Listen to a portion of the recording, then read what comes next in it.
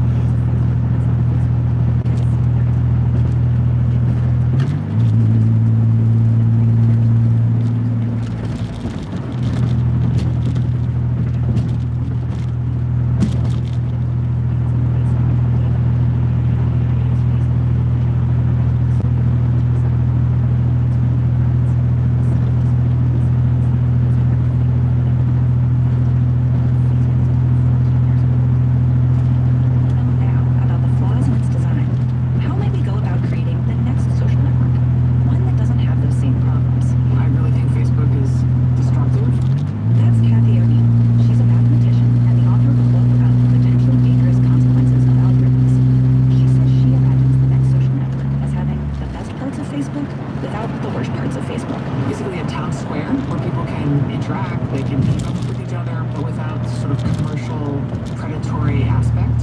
Her envisioned social network would have a moderator curating the conversation, and it would be a nonprofit. But she doesn't really want the government to run the system either, because then they'd probably collect too much data about all of us. Another person thinking about building a better social network is Ethan Zuckerman. He's director of the Center for Civic Media at the MIT Media Lab. He thinks it's a problem that Facebook is so big. Facebook has an awful lot of power by virtue of the fact that you have a single company making decisions for about 2 million people.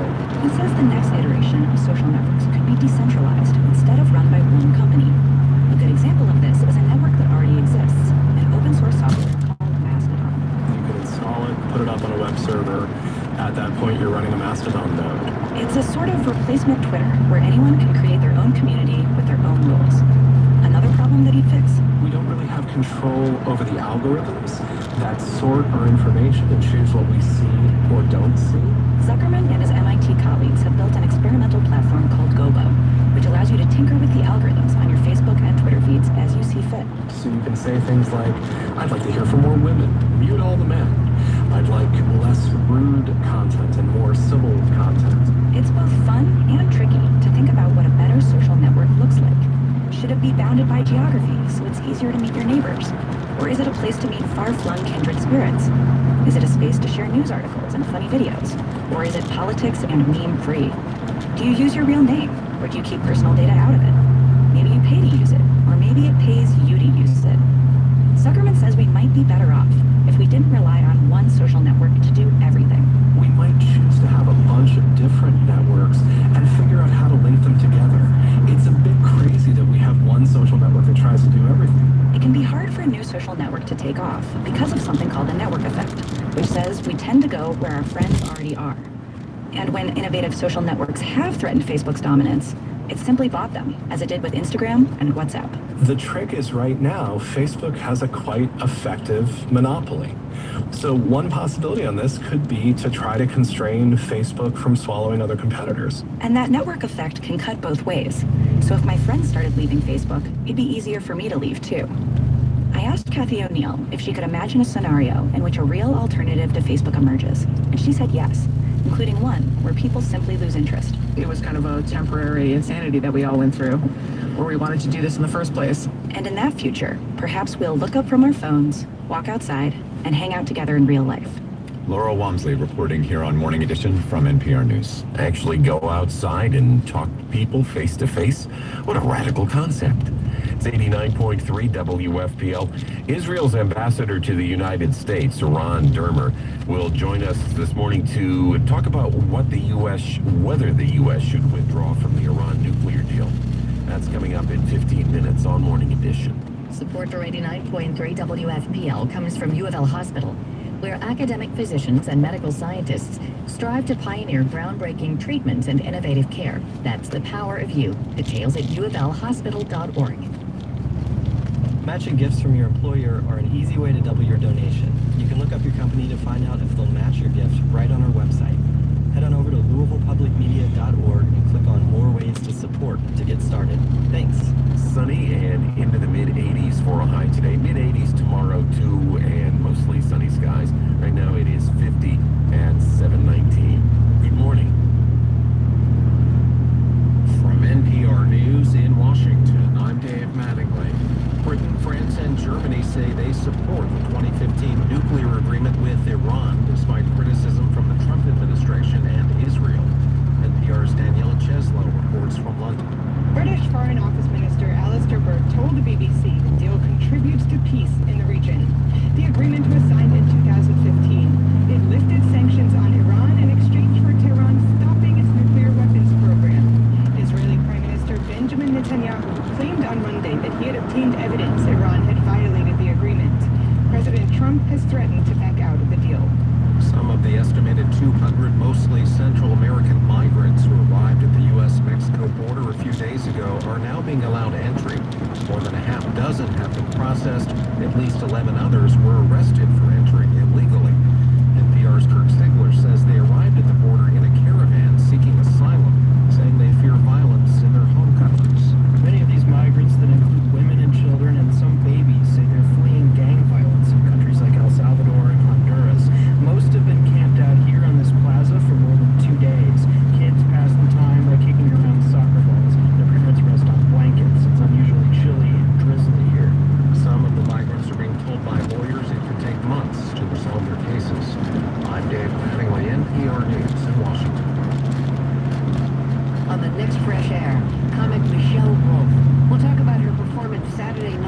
White House Correspondents' Dinner, which became controversial because of jokes like this one about Sarah Sanders. I actually really like Sarah. I think she's very resourceful.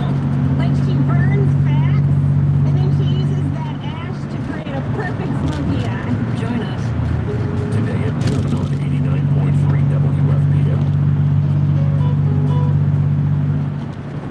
7:21 is the time. I'm Bill Burton with these headlines. State officials are joining forces with Kentucky's two largest universities to handle the increasing number of autopsy requests because of the opioid epidemic. Also, the Kentucky Council on Post-Secondary Education is limiting tuition increases for undergraduate students at state universities beginning this summer. That's the latest from 89.3 WFPL News Louisville. This is the State of Black Louisville, a new collection of essays from the Louisville Urban League seeks to answer that question.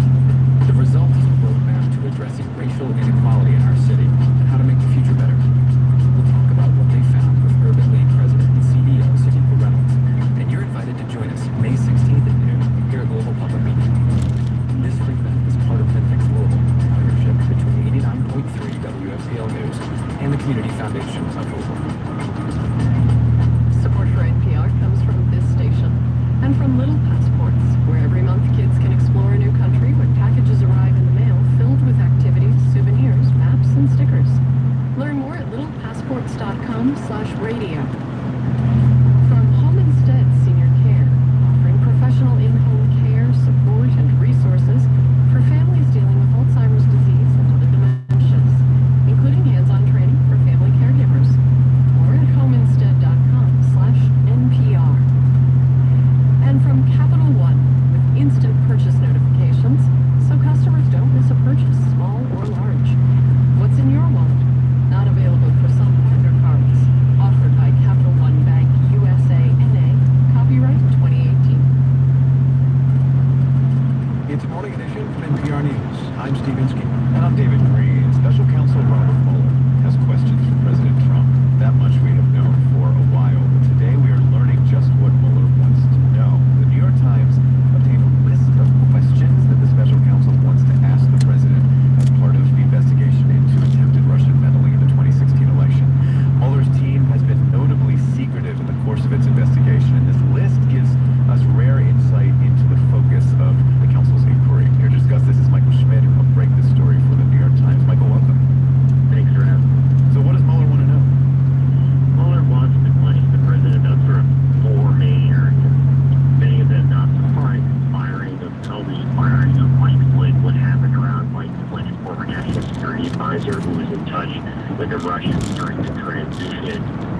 Wants to question the president's relationship with Jeff Sessions, Attorney General, very fraught relationship there. The president has asked him to resign, has tried to get him to resign, and has been obsessed with the loyalty of Sessions, Sessions' decision to recuse himself. And then finally, questions about Russia. What did the president know about hacked email? They noted it was going to be coming out during the campaign. Did the president discuss meeting Vladimir Putin during the campaign?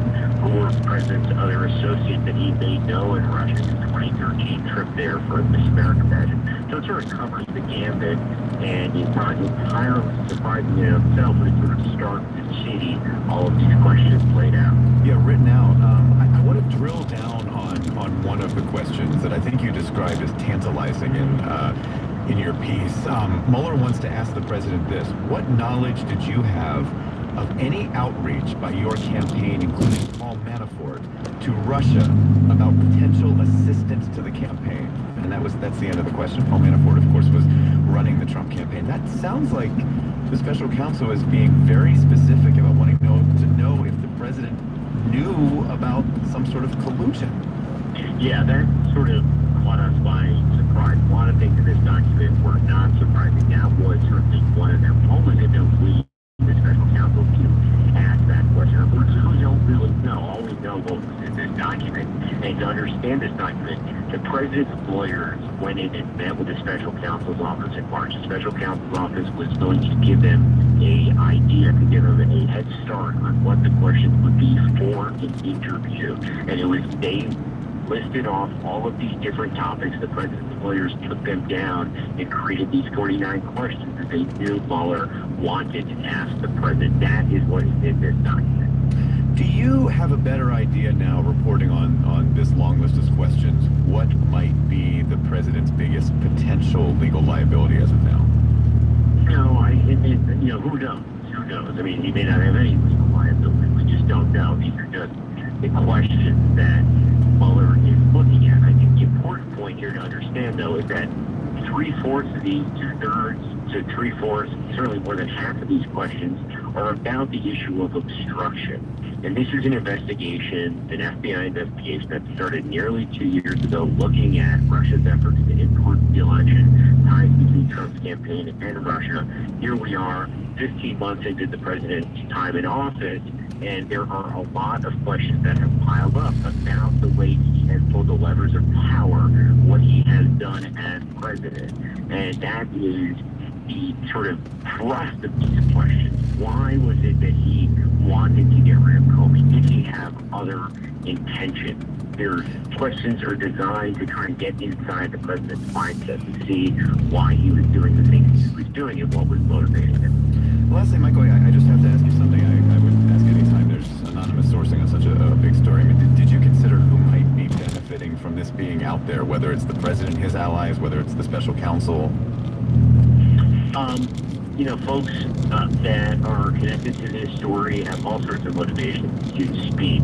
It's our job to find information that we believe to be truthful and newsworthy and put it out there and let the public decide whether it is something that, how they feel or view it, or whether they think it's relevant or not.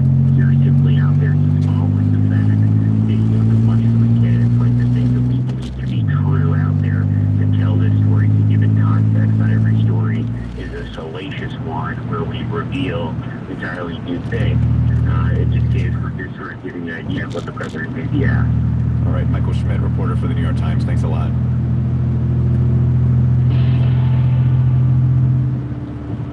5 years ago, the city of Detroit filed for bankruptcy. Now, state oversight of the city's finances has ended, and Detroit is getting its financial footing. But as Sandra Swoboda reports, not everyone is happy with how this was done. Resolution 2018-13 is now passed. Thank you. With a unanimous vote, the 11-member Financial Review Commission freed the city from most of its state monitoring. A monthly review of the city's reports will continue, but formal oversight of Detroit's budgets and contracts will end, unless new deficits begin. This is a day that we all had hoped would come. Nobody knew that it would come this quickly. That's Detroit's Chief Financial Officer, John Hill. He credits several smart fiscal moves for delivering Detroit from its precarious position, including shedding billions of dollars in healthcare costs for retirees and improved financing to pay for city services. But the city is also employing fewer workers, including police officers. We've increased our income taxes substantially over this period of time. Detroit also is collecting more property taxes from homeowners. All of these actions, however, have led to credit upgrades that have helped lower interest rates, borrowing costs, and the city now has a budget surplus. But not everyone feels positive about the city's financial comeback. Helen Moore is with the National Action Network. For years, she has opposed the state's involvement in Detroit and spoke at the commission's last meeting. I'm going to say something that probably suits me very well. Good riddance. Moore says the bankruptcy did not provide justice for residents of the city, who still have insufficient services, high poverty rates, and little economic development, like the downtown business and entertainment districts have experienced. She had clear instructions for the State Oversight Commission and city leaders. Look around you. I want you to see the real people that live here and are suffering under what's going on. We don't live downtown. We live in the neighborhoods, and we are not getting what we deserve. City officials counter that the restructuring prevented a total financial collapse. For NPR News, I'm Sandra Swoboda in Detroit. It's NPR.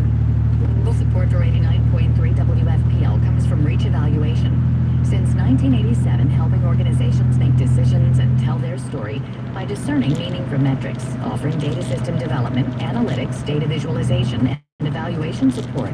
Learn more at reacheval.com. From Pol Rosa Pol Architects, working with business and residential clients with the goal of creating progressive, environmentally friendly buildings that are both inspiring and cost-effective.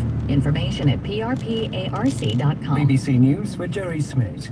The government of Afghanistan has rejected the findings of a US report which found that desertions and high casualty rates had led to a sharp fall in the effectiveness of the Afghan security forces. An Afghan Defense Ministry spokesman told the BBC that the army had enough soldiers to fight the insurgents across the country. The Armenian opposition leader Nikol Pashinyan has warned Parliament there'll be a political tsunami if he's not elected Prime Minister, with his vote imminent. He'd earlier warned his supporters that the majority Republican Party was planning to block him, but the party's leader in Parliament had said it would not stand in his way. Emzor Pharmaceuticals says it has suspended the distribution of codeine cough syrup in Nigeria after a BBC documentary exposed how many young people were becoming addicted to the medicine. The syrup is sold illegally on the black market. The European Commission has said President Trump's decision to extend by a month an exemption from new steel and aluminium tariffs only prolongs market uncertainty. The Commission called for a permanent exemption from the tariffs. The world's nuclear watchdog has declined to comment directly on Israel's presentation of what it says is proof of Iran's efforts to develop nuclear weapons. The International Atomic Energy Agency said it already knew that up until 2003, Iran was trying to build a nuclear device. The agency also said it was aware of some later Iranian activity in this area. Scotland has introduced a minimum price for alcohol in an attempt to reduce excessive drinking. A unit of 10 millimeters of pure alcohol may now not be sold for less than 68 cents. The new legislation will triple the price of some of the cheapest drinks. And English football writers have chosen the Egypt and Liverpool forward Mohamed Salah as Player of the Year. The 25-year-old is the first African player to win the award. BBC News. I love Louisville for its diversity and the arts. There's a lot going on all the time. We love the parks. The free music scene is so fantastic. There's always something going on. Oh, Louisville Orchestra. Muppets, obviously. You can go to whatever restaurant you want. Best city I've ever been in my whole life. There's so much to love about Louisville and so much to do every single day. You can find out about all of it at do502.com. Support for NPR comes from this station and from LogMe and makers of GoToMeeting, a collaborative meeting platform with over 18 million monthly users, designed to connect people from anywhere in the world on any device. Learn more at gotomeeting.com. And from Home Advisor, matching homeowners with local home improvement professionals for a variety of home projects from repairs to remodels. Homeowners can read reviews of background-checked pros and book appointments online at homeadvisor.com. This is Morning Edition from NPR News. I'm David Green in Culver City, California. And I'm Steve Inskeep in Washington. Let's follow up on yesterday's announcement by Israeli Prime Minister Benjamin Netanyahu. In a televised presentation, the Israeli leader showed files obtained from Iran. He said the files showed an Iranian program to build nuclear weapons, which ended in 2003. After signing the nuclear deal in 2015, Iran intensified its efforts to hide its secret nuclear files. And the old files, he said, remained hidden until now. Nuclear inspectors have said Iran is complying with an agreement limiting its nuclear program, although Netanyahu says the papers show Iran lied about its past. Ron Dermer is Israel's ambassador to the United States, and he's on the line. Ambassador, welcome back to the program. Good to be with you, Steve. So the Prime Minister included in his speech fairly explicit appeals, it seemed, to President Trump to do the right thing, as Netanyahu said. What is the right thing? Well, look, first we have to understand what the problem is. The problem is that the restrictions that the deal puts in place are automatically removed in a few years. This was the core problem of the deal from the beginning. You know, you may have heard people yesterday who are supporters of the deal responded to what Netanyahu said, and they actually said that Netanyahu's presentation only vindicates the need for the nuclear deal. Sure, because there are inspections and so forth. Right, what so Iran's the doing. argument that, well, we can talk about the inspections in a minute because the inspectors didn't find what we found, what Israeli intelligence found. But the argument of the deal supporters is, hey, we knew that the Iranians were liars. We knew that they had a nuclear weapons program. And that's why a deal that puts all of these restrictions in place is so important. Now, that sounds reasonable except for one thing. Those restrictions are automatically removed in a few years. Okay, a couple of things to follow up on then. First, you talked about some of the limitations on Iran expire in this deal. We should go through some of that. There are limitations on uranium that run out in 2025. Some other things go out in 2030, and Iran remains permanently part of this non-proliferation treaty under which they have to be inspected, and they're not supposed to go after a nuclear weapon. You don't want those restrictions to go away, do you? Well, the restrictions should have been permanent in the first place, and they were not. And the fact that Iran is a signatory to the NPT is meaningless because they violated. I mean, you had Zarif, the foreign minister of Iran, saying 10 days ago that Iran never intended to have nuclear weapons. You just saw a presentation from Netanyahu that shows that that was a brazen lie. Now, why did they have all of this information locked in vaults in this warehouse in Tehran? Did they have it? Why didn't they just burn it? Why didn't they just destroy it? They have it locked in vaults because when those restrictions are removed, they plan to go into those vaults and to use that information to have a deliverable nuclear device. Let's just follow up on a thing that you say there, Ambassador, because we had Aaron David Miller, Mideast analyst, former U.S. diplomat, not a big fan of the nuclear deal, by the way, on the program elsewhere today. And he says that these documents actually may reveal why the deal is necessary because the inspections are so intrusive on Iran. Let's listen. They know how to enrich uranium, and ultimately they probably know how to create a missile system to deliver a weapon. And that's what needs to be watched. Jim Mattis basically said that, in fact, this is exactly why we have the agreement, because this was an agreement designed to stop the Iranians from cheating. And Jim Mattis, the U.S. Defense Secretary, did testify last month that he's read the deal 3 times. He says it's well designed to catch cheating with intrusive inspections. Is this actually an argument for going after as some additional deal or some later deal while keeping the current system in place? No, it's not. I like Aaron very much, but he's not right about this one. The inspection regime in Iran, Steve, is a joke. The inspectors did not find what we found. In the past, all the revelations that came about through the work of intelligence agencies. I'm not blaming the International Atomic Energy Agency because they don't have an intelligence agency that can do the work. What the inspectors are doing is they are looking at the keys under the light of the lamppost. They cannot see everything that's happening in the dark. Iran is a country that is half the size of Europe. To believe that a few inspectors who are looking at sites which Iran is allowing them to look at would be able to monitor and prevent Iran from developing nuclear weapons in the future is a big mistake. But again, I want to stress this one point. Israel said 3 years ago, the greater danger of this deal is not that Iran will get to a nuclear bomb by violence.